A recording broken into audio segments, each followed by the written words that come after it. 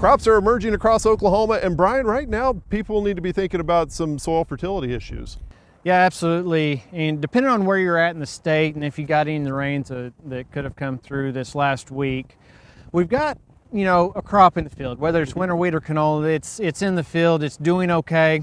Some of the observations I've seen so far is that locations that are under conventional till seem to be doing pretty good on nitrogen. But the no-till, a lot of the no-till fields I've seen are a little bit short on nitrogen.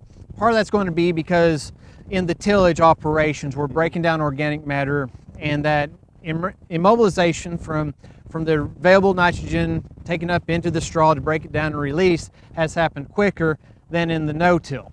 And so right now we really need to be watching, especially in our no-till fields, any sign of nitrogen or even sulfur deficiencies. Now, we don't have to make the application immediately. Right. Our recent work and ongoing work is showing that the application of nitrogen, whether it's urea, UAN, or whatever form, is going to be better off this time of year if you time it in front of a rain than the first sign of deficiency. So our wheat, our canola, it can be deficient for a while, especially in a dry period. And it's just better off on your use efficiency if you can get it on in front of a high probability of a rain event. And you actually talked about dry fertilizer in there and taking that route. Is that something that's kind of new to the industry, or is that? Well, it's something new to me, and one of the things I've been working on is using a grain drill to put on dry fertilizer. I'd heard about it, and in fact, I've had multiple producers come up and tell me, that's something that was done in the past, and so it's kind of reinventing the old. And it's not something that can be done on large acres. Somebody with 4,000 or 5,000 acres can't fertilize all their ground with a grain drill. However, some of the smaller producers that just need to get it on and have some time, by putting the fertilizer in a grain drill or some way get it in the ground, as long as it's low disturbance or minimum disturbance, is really increasing the efficiency of our fertilizer use when we do that. Let's talk enriched strips. When should we start seeing the strips show up in the fields?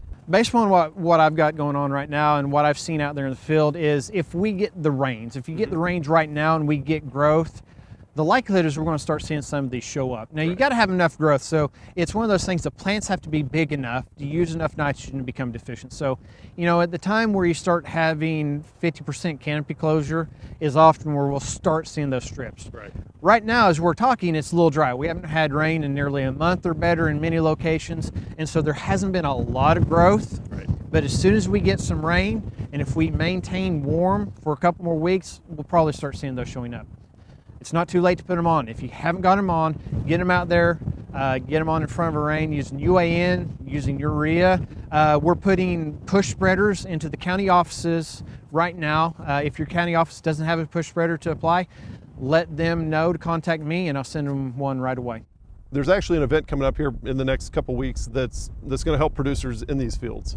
Yeah, so December 12th and 13th on OSU campus, we're hosting the Winter Crop School. It's a 2-day event focusing on CCA credits and applicator licensed CEUs, but also open to producers. And there's going to be focus on wheat management, IPM across crops, forages, soil and water conservation, terrace maintenance, and controlled water features, and also a lot of focus on wheat.